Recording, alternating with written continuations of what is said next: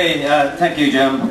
Let me just begin, first off, just brothers, by saying how pleased I am to see that the OFL have put together this tour all across Ontario for a couple of reasons. But I think the primary reason, in my mind at least, is to bring together all of the different groups of workers and organisations out there that are impacted by this recession, or this depression.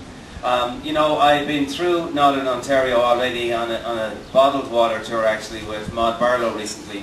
And town after town that we visited across the north, it became very, very clear that there's a tremendous interdependence between the private sector and the public sector as we make our way through this recession. And I say that because in places like Kenora and other communities across the north, the public sector have become the major employer in that community. When the private sector, of course, lose their jobs, the tax base gets eroded, which in fact impacts in a tremendous way on the public sector jobs. But when the private sector workers lose their jobs, sometimes what keeps those families and sustains those families across the north, and indeed even here in our own community, are those public sector jobs. They're the ones sometimes with the benefits. They're the ones maybe the only income coming into that particular home. So there is a tremendous relationship between the private and the public sector. And when we start to lose the manufacturing base, as we did many years ago, through the advent of the free trade agreements, and we all argued against free trade at that time, we said it will not create jobs in this country. As a matter of fact, it will lead to jobs, particularly manufacturing jobs, going south and now, of course, heading across to China and other places. The problem we've got, of course, is in Durham region right now, believe this or not, the public sector is now the largest employer in Durham region. It used to be, at one time, the manufacturing base led by General Motors. Well, you now take a look at where the employment is. It's in the hospitals, it's in the long-term care facilities, it's in the nuclear power plants, it's in childcare centres. They're the primary employers right now in Durham region.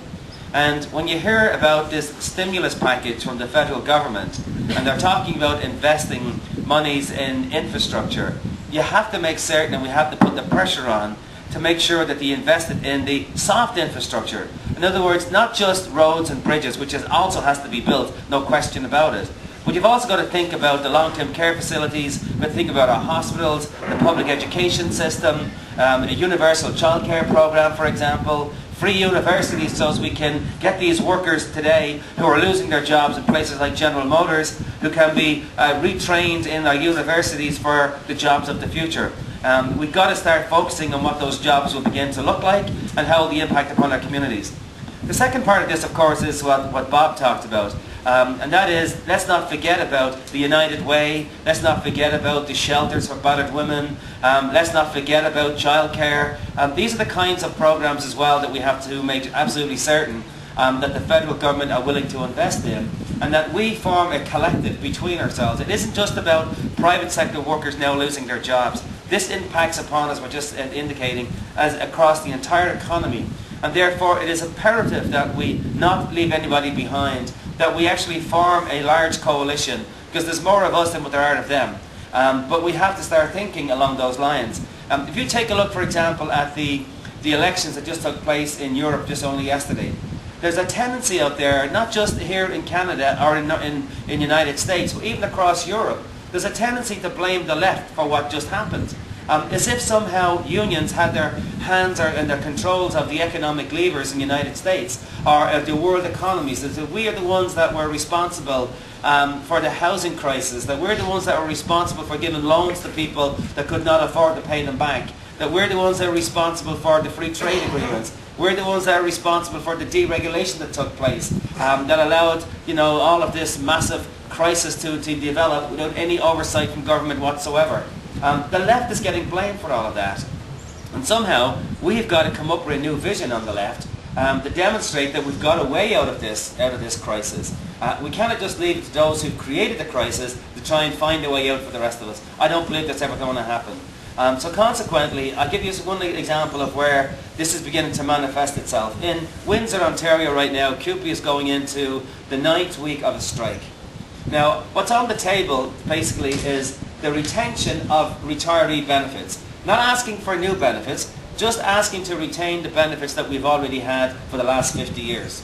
The mayor of that city has decided he wants to take those benefits off these workers, new workers coming in who will not receive retiree benefits. Well, you won't believe the way that community is absolutely divided down the middle. It's atrocious the way the mayor has attacked his own workers and his own employees. And in the city, our workers are being attacked on picket lines, being ridiculed in the media for daring to wanting to retain retiree benefits. That's the kind of world that we've now entered. This world where we know just a few weeks ago down at Queen's Park we had 20,000 workers, primarily auto workers, who came together on very short notice to protest the fact that the provincial government would not put money into backing up their pension plans, even though it was that provincial government that allowed corporations like General Motors to ease the rules around pensions, and so they didn't have to fund those pensions the way they should have been funding them over those years. So even though workers were not responsible, you got the same response from Dalton McGuinty. He basically gave the auto workers and everybody else in this province who's got a pension plan, he gave them the finger, saying we will not use government money to back up these lucrative pension plans. Again, pitting the 65% of workers in this province who don't have a pension plan, pitting them against workers who do. And this is the kind of divisiveness that we're seeing all across this province right now and all across the world, as a matter of fact. Blaming workers for the crisis. The benefits that you've got right now, modest wages, are being looked upon as gold-plated, jobs, gold-plated pension plans. And in fact, I believe they're quite modest. So we really and truly, this tour, I'm hoping, will galvanise workers across this province to be able to get them to start pushing back against these governments, because it's the only thing they'll understand is the strength of what the auto workers did a few weeks ago, is to put 20,000 people at Queen's Park. We need to be doing that in every community across this province. We need to make sure that the steel workers and the auto workers and the SEIU and APSU and CUPE and teachers, together with the United Way and our allies in the